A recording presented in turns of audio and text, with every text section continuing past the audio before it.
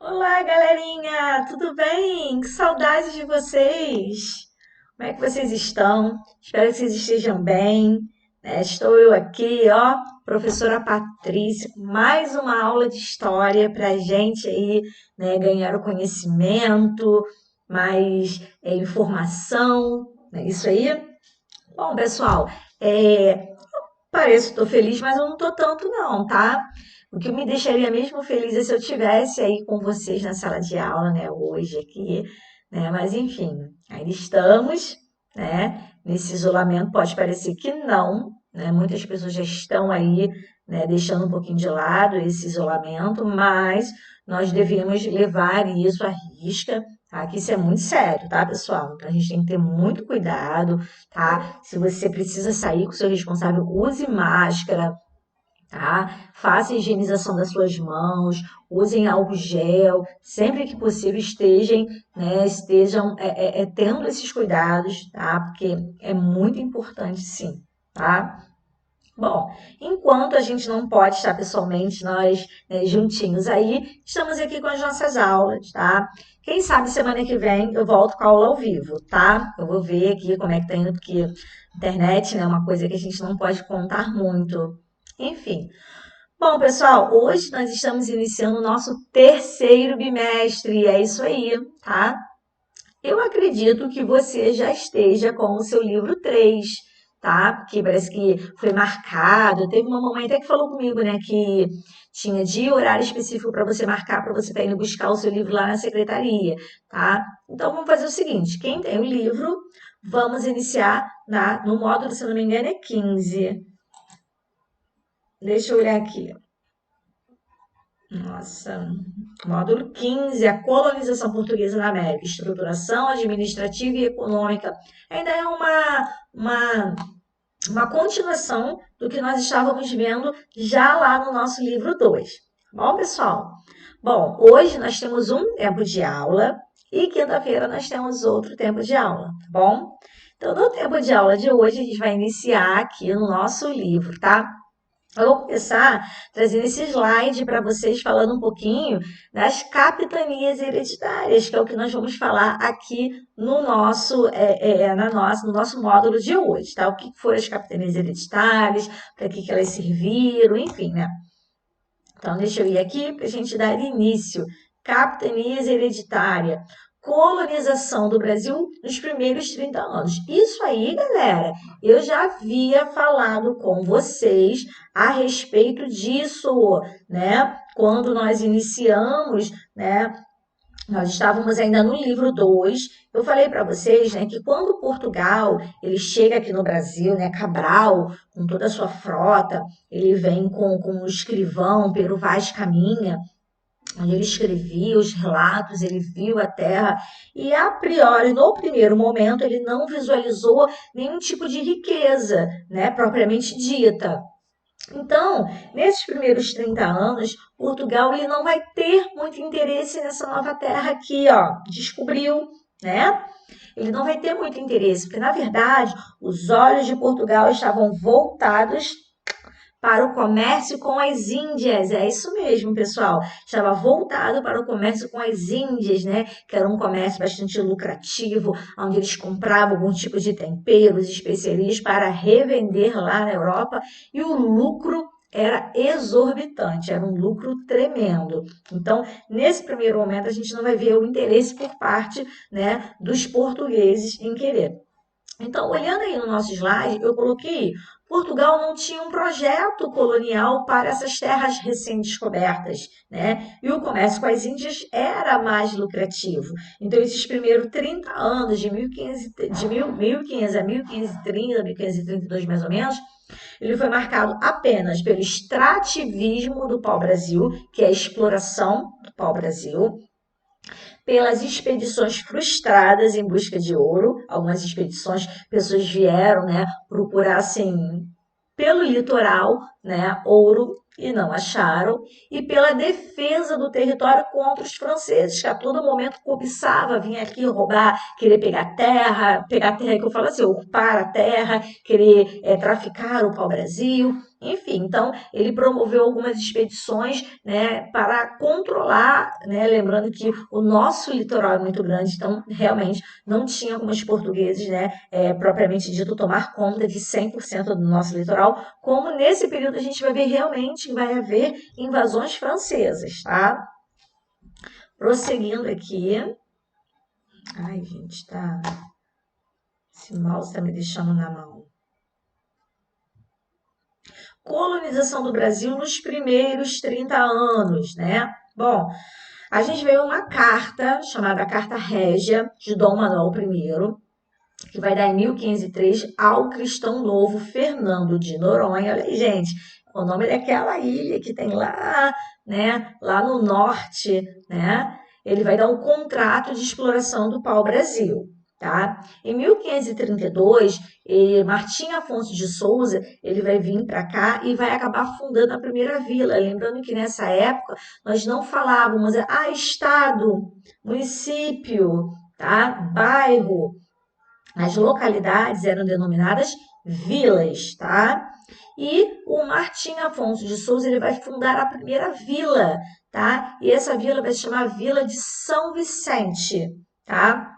E aí ele vai começar a cultivar nessa sua localidade a cana-de-açúcar. Ele vai plantar e vai ver que o solo era bom, o clima era bom, então ele vai começar a cultivar na sua terra o pau brasileiro, a cana-de-açúcar e vai começar a criar gado. Lembrando que o gado, a gente fala, é a vaca, é o boi, onde se extrai o couro, se extrai a carne, se extrai o leite, né?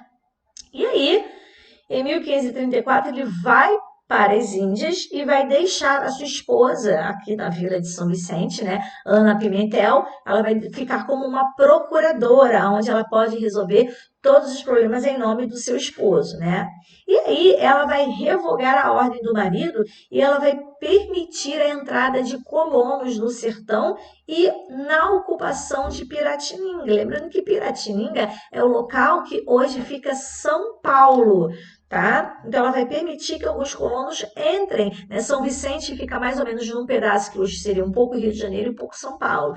E aí ela vai permitir que esses colonos possam entrar nessas localidades mais adentro, que não é tão próximo do litoral. Aí a gente vê aqui a fundação da Vila de São Vicente, né? Inaugurada por Martim Afonso de Souza.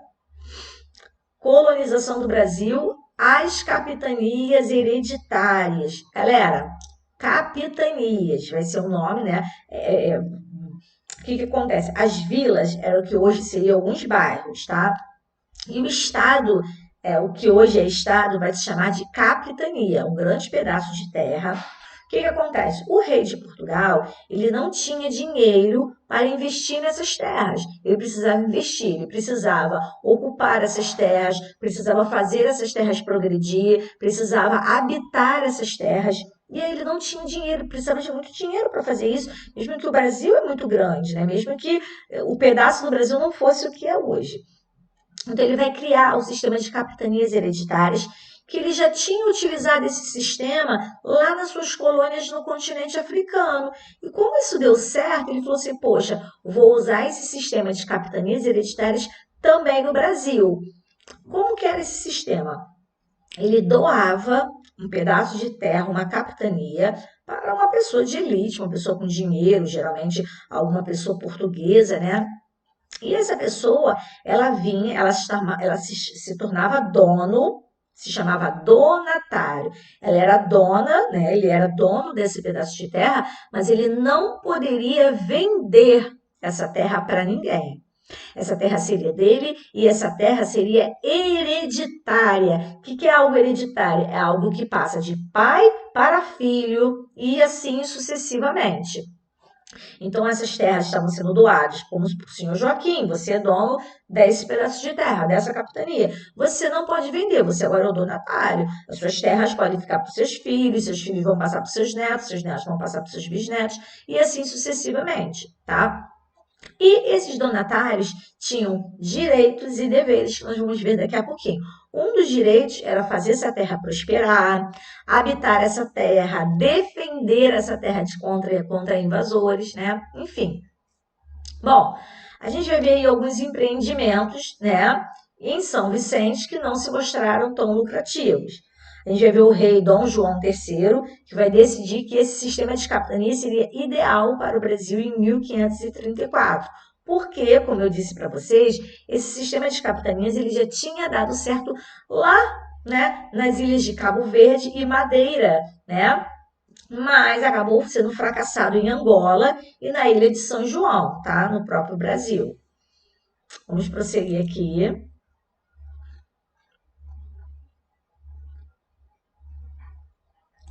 Bom, essa capitania era como se fosse uma terceirização, tá? A iniciativa privada seria responsável por fazer a terra prosperar. O que é iniciativa privada? Era o dono, era aquele dono que eu, como rei, doei, né? Vamos supor aí, João, eu doei para o João essa terra, tá?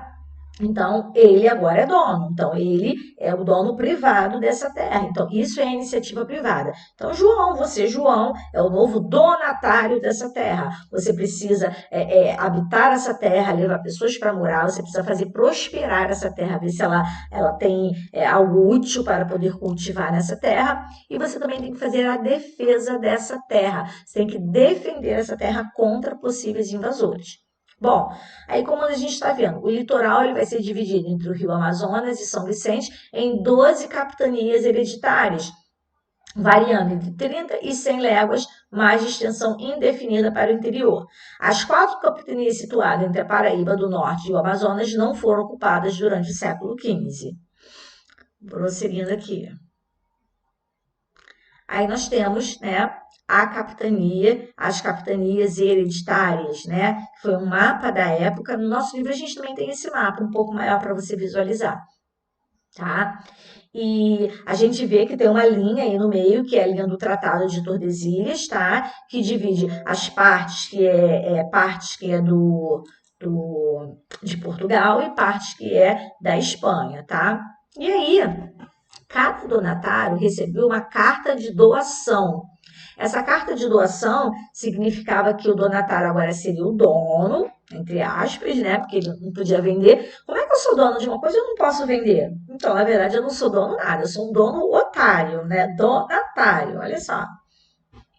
Então, essa carta de doação dizia que esse donatário ele tinha que bancar, financiar os custos da sua viagem, além de bancar todo o custo para poder ocupar aquela terra, fazer aquela terra prosperar. Então é por isso que a gente vai ver que esse sistema não vai dar muito certo, porque o que vai acontecer?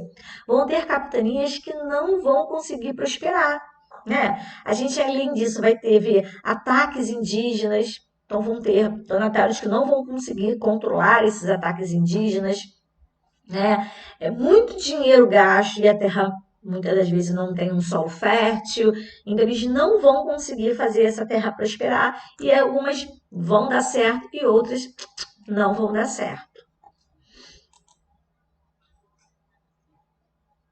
Como eu estou mostrando aqui para vocês, ó, das 8 restantes, apenas Pernambuco e São Vicente vão conseguir vencer os problemas dos primeiros tempos, onde elas vão se tornar os centros de crescimento populacional e econômico mais importantes. Então, as únicas 2 capitanias que prosperaram foi São Vicente e Pernambuco, tá? E aí cabia ao donatário fazer o quê? Ocupar a terra e dar lucro para a coroa, né? Porque você pensava assim, ó, mas o que o rei ia ganhar contra isso? Ué, o rei, ele buscava lucro. O que é lucro? Tudo que eles cultivavam ali, uma parte do lucro ia para a coroa. E o donatário recebia uma sesmaria de 10 léguas de costa e deveria distribuir terras aos cristãos que viessem para a colônia. Sesmarias são pequenas propriedades de terra para dar para alguns cristãos, né, para eles poderem também habitar ali, né, com isso fazer, né, o cristianismo, levar a palavra de Deus às pessoas que vão morar ali.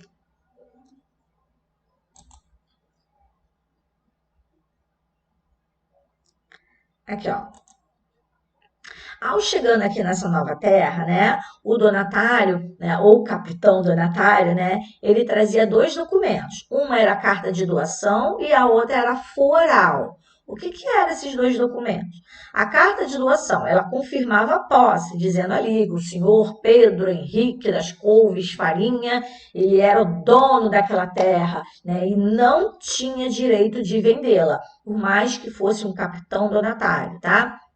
E nessa carta de doação, ela dava ao donatário o dever de fazer a terra produzir, o direito de fazer justiça, de escravizar e de vender indígenas dentro e fora da colônia, no máximo de 30, tá?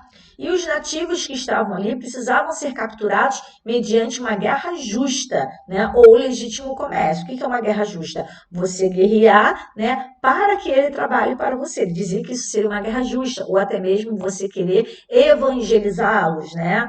A igreja colocava muito isso.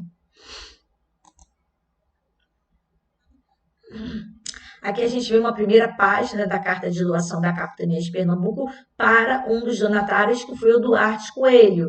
Tá? Esse documento se encontra no Arquivo Nacional da Torre do Tombo, lá em Portugal. Torre do Tombo. E a foral? O que será que a foral tratava? Bom, esse documento chamado foral, ele tratava sobre os tributos. Tributos é tudo que você tem que pagar, né? No caso, os seus deveres de pagar alguma coisa, né? Então, esse foral tratava dos tributos, né? Que pertencia à coroa e aos donatários. Por exemplo, se esses donatários descobrissem metais e pedras preciosas, 20%, que se chamava o quinto, seria da coroa. E o donatário caberia 10% dos produtos do solo, onde garantia para a coroa o monopólio do pau-brasil e de especiarias. Esse sistema de capitanias misturava características meias mercantilistas e meia feudais. Estou seguindo. E por que as capitanias fracassaram? Então, a gente vê aqui, primeiramente porque elas custavam muito caro e o retorno do dinheiro não era imediato. Por exemplo, vamos supor, né? Eu falo assim, eu não vou ser mais professora, eu vou ser vendedora de roupa. Aí eu vou, né,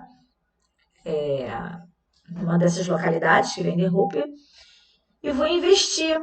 Eu vou levar 5.000 reais e vou comprar tudo de roupa. Lembrando que eu compro mais barato para poder revender. Então, se eu gastei 5.000 reais, eu no mínimo tenho que lucrar, né? Tirar uns 10.000 reais. 5 para pagar o meu custo e 5.000 do meu lucro. Só que assim, vamos supor, eu fui sábado. Hoje, hoje, terça-feira, eu vou já ter o meu lucro? Não, porque eu comprei imediatamente, mas na hora de vender, eu vou demorar a vender.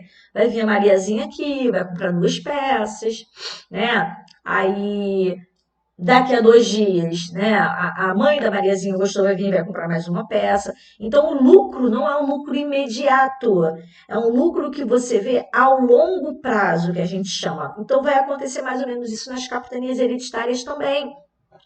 Esses donatários vão investir muito dinheiro, mas o lucro não era imediato. Isso era muito demorado. E não demorava 1, 2 meses, não. Era demorado assim de anos para eles tentarem ver, né, o lucro. Isso demorava muito. Além disso, a gente vai ver ataques, né, indígenas, né, contra os estrangeiros. A falta de comunicação, né, entre as capitanias também dificultava muito, né, essa distância entre elas e Portugal, né, para quando eles quisessem se comunicar com a coroa. Então, essa longitude também dificultava, a gente não tinha telefone nessa época, né. O rei não dava nenhum tipo de apoio, porque conforme a carta, né, carta de doação dizia, era tudo com o donatário, né.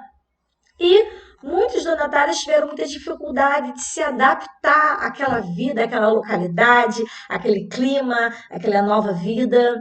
Então, esses motivos aí fizeram com que muitas capitanias viessem a fracassar.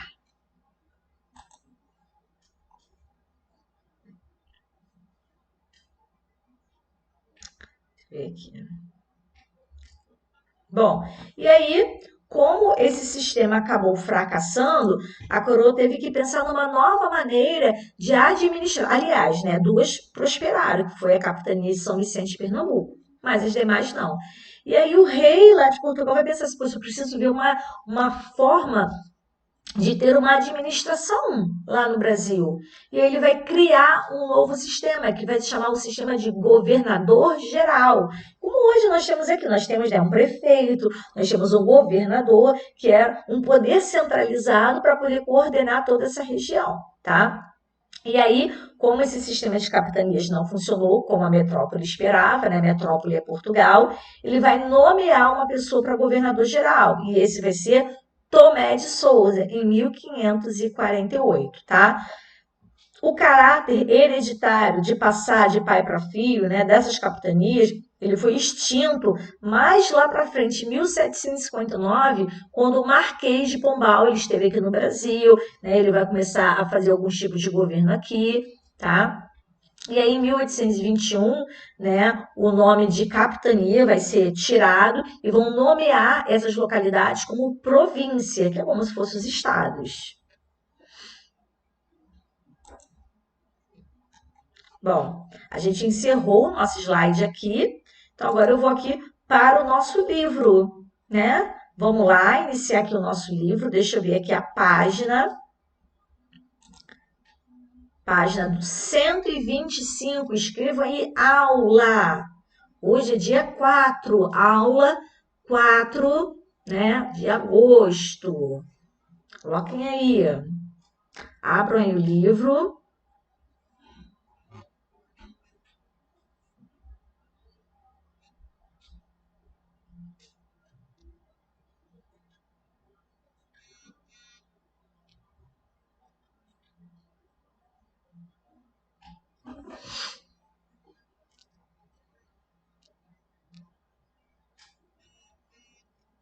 Vamos lá, podemos?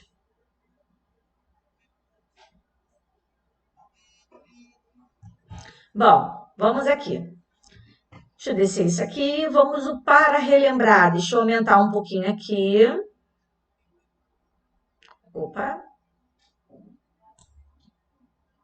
Deixa eu ver como é que estamos aqui.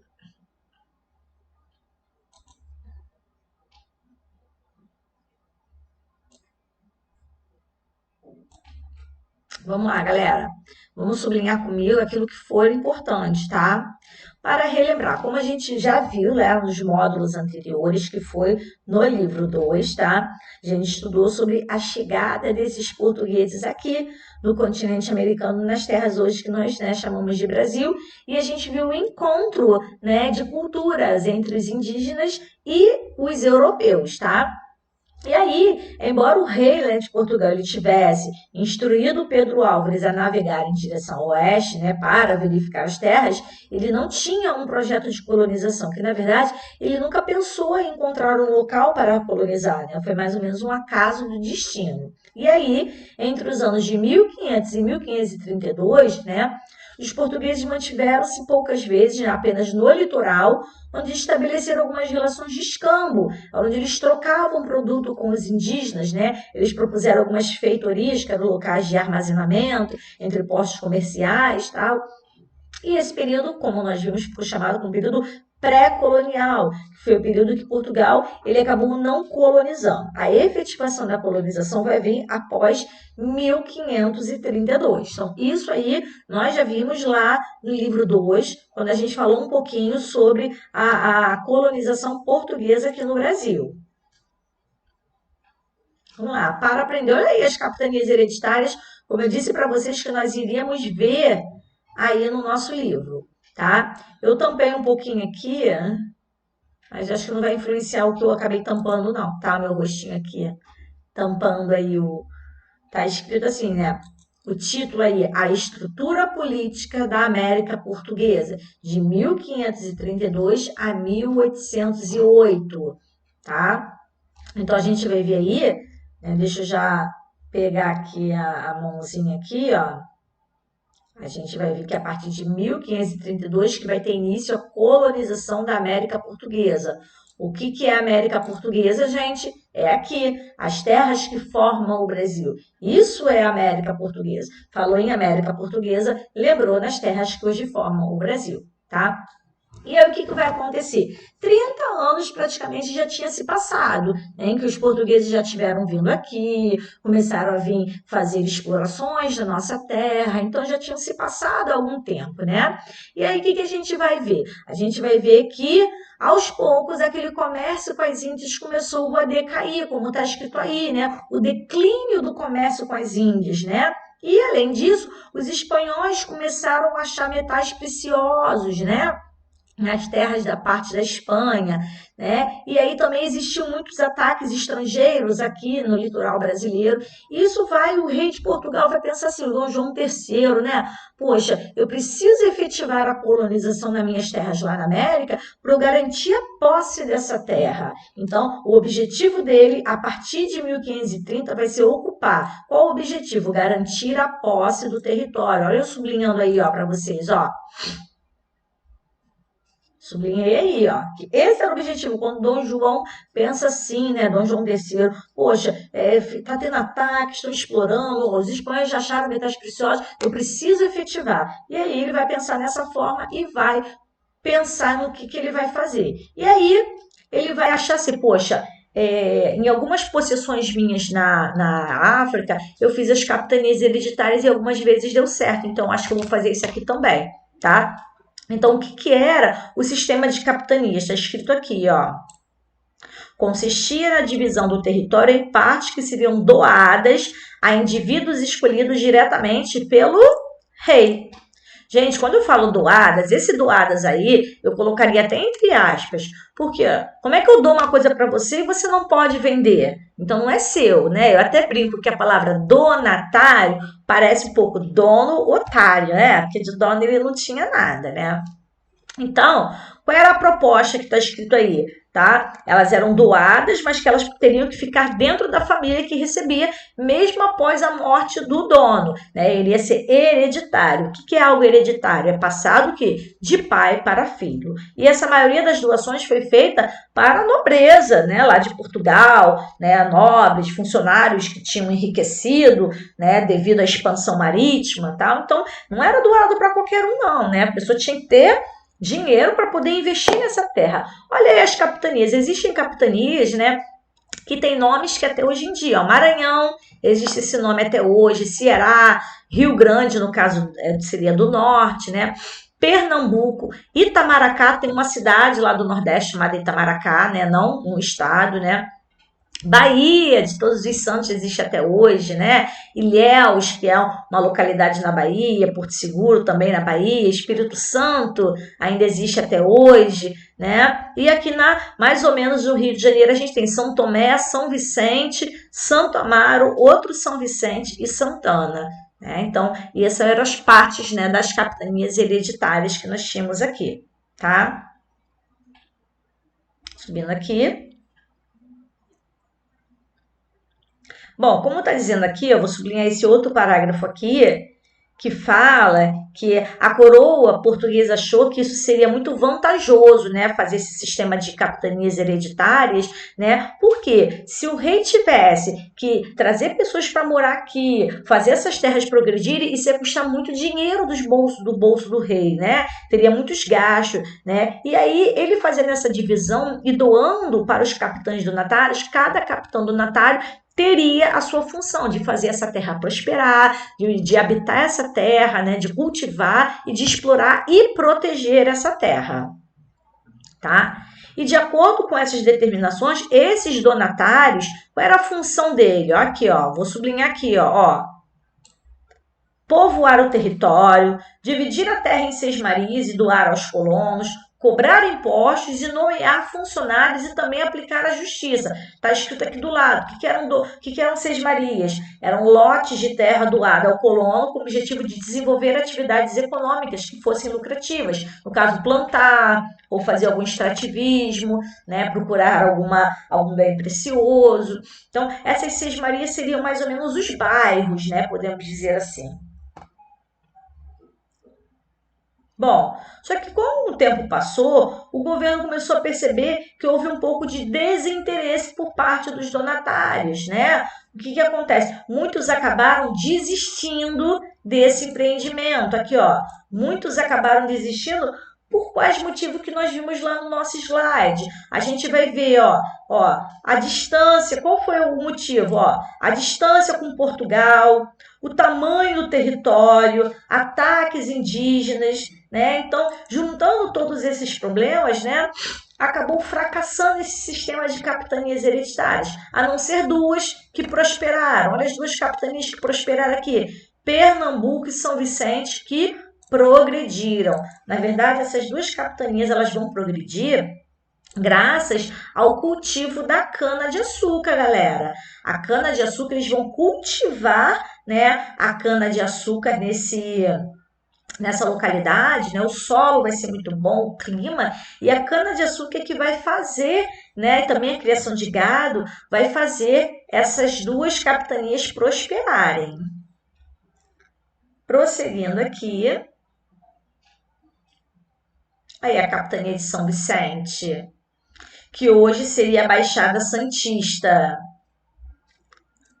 Bom, e aí, como as capitanias, né, hereditárias não deu muito certo, né, em 1548 ele vai criar um novo sistema de governo, que vai ser o governo geral, que é uma estrutura política centralizada. E qual era a função? Garantir a colonização da América. Quando eu falo da América, estou falando aqui do Brasil, onde ele vai auxiliar as capitanias que prosperaram nesse processo de expansão, tá?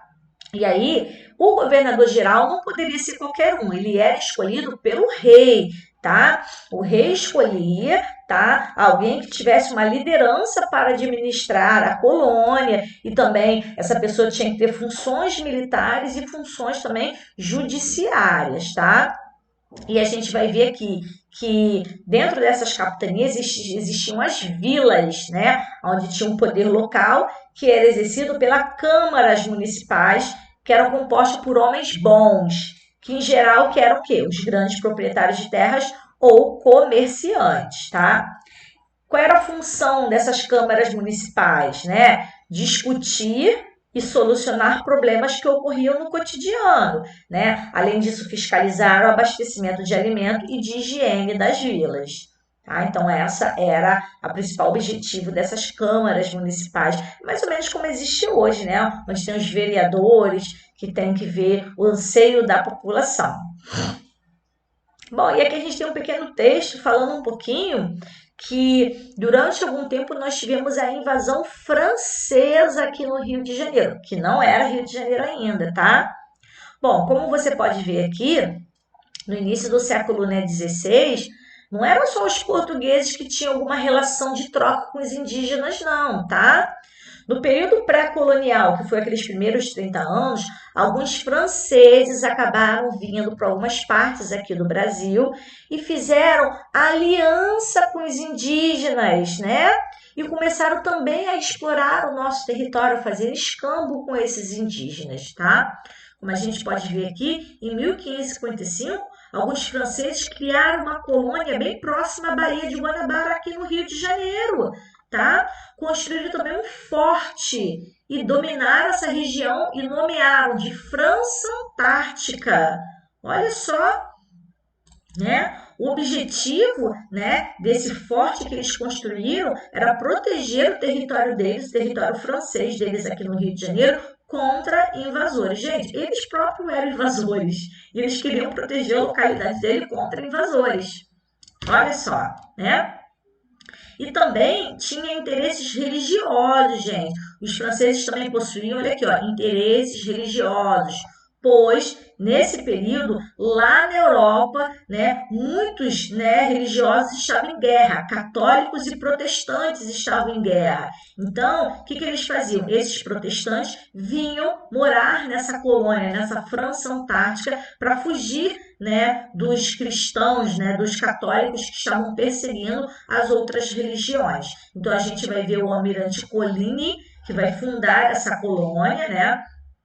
A gente vai ver também huguenotes, né, que eram outros religiosos franceses também, que vieram morar aqui para ter uma liberdade religiosa, tá? Só que essa colônia francesa também tinha católicos, tá? Que foi liderados por Villegagnon, que também fundou, né, essa França Antártica, tá?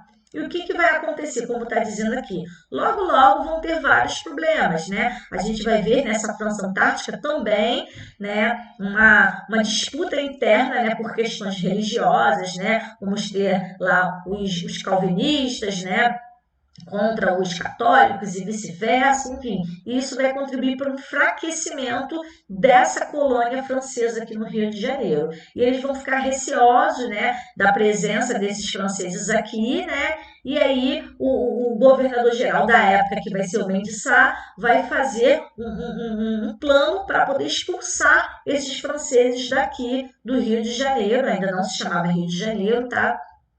E aí, em 1560, os portugueses vão atacar aquele forte que eles fizeram, tá? E alguns franceses vão conseguir escapar, e aí eles vão derrotar esses franceses e acabar de expulsar todos eles daqui, tá?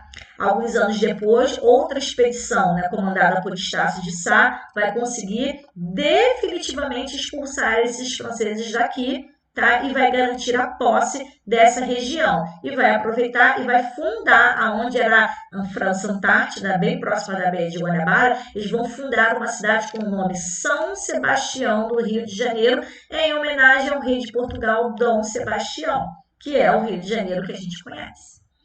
Ok? Prosseguindo aqui, deixa eu ver se tem mais uma aguinha aqui, eu queria mais uma água.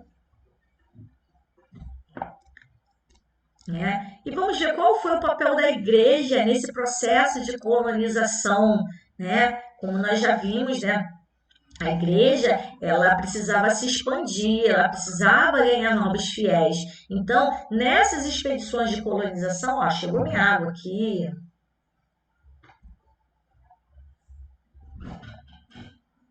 Nesses processos de colonização, a igreja estava muito presente. Tá? A igreja vai estar presente, né? E vai apoiar essa expansão marítima, porque a igreja queria levar o evangelho, né? A igreja católica queria, né, evangelizar outros povos, né? Diziam que esses povos não tinham, né, não tinham conhecimento, né, da religião, enfim, né? E aí, de acordo aqui com o nosso livro, a igreja ela vai apoiar a expansão marítima, pois ela tinha interesse, olha assim, vamos sublinhar esse interesse, ó, o interesse da igreja, ó, de chegar às outras regiões para expandir a fé católica. E para isso vai usar os missionários. Essa palavra existe até hoje, né? Até hoje existem os missionários, né?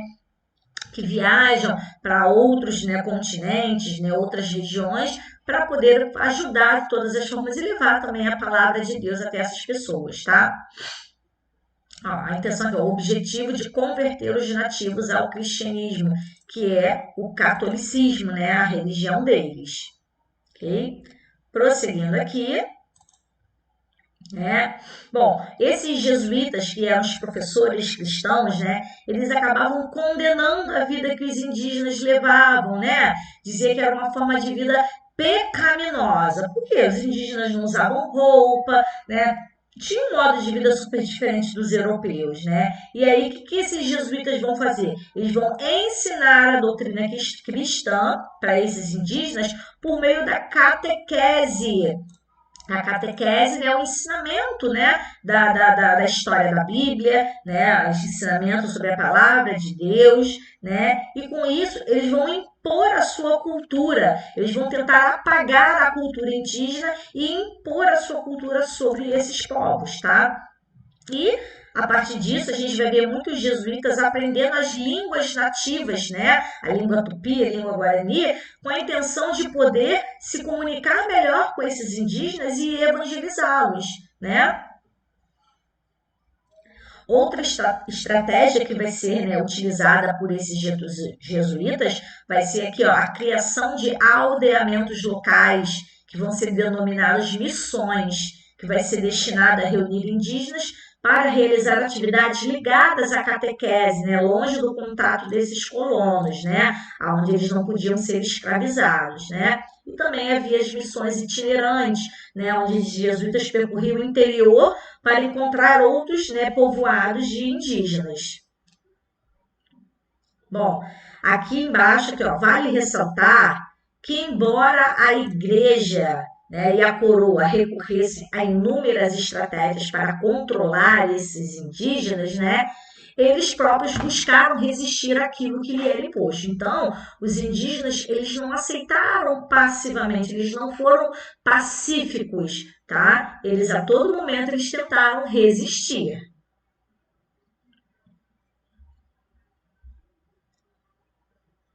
Estrutura econômica da América Portuguesa. Deixa eu ver o nosso tempo aqui. Bom, galerinha, eu vou fazer o seguinte, tá? A gente vai fechar o nosso primeiro tempo aqui, tá? E na próxima aula, né, no segundo tempo da quinta-feira, eu prossigo com o conteúdo, o restante do nosso conteúdo. O livro estava até meio que cortado aqui, né? Eu nem tinha visto isso, tá? A gente faz isso aqui, porque se eu continuar aqui, vai terminar o nosso primeiro tempo e eu vou acabar cortando a aula no meio. Então, eu vou fazer o seguinte: essa parte aí sobre a estrutura econômica da América Portuguesa, eu vou deixar para a próxima aula, tá? Para o nosso segundo tempo, tá? Eu não vou deixar atividade de casa, não, tá, galera? Somente na quinta-feira que eu vou deixar atividade, tá bom? Então, ó, beijo no seu coração. Quinta-feira estaremos aqui de volta, tá bom? Tchau, tchau!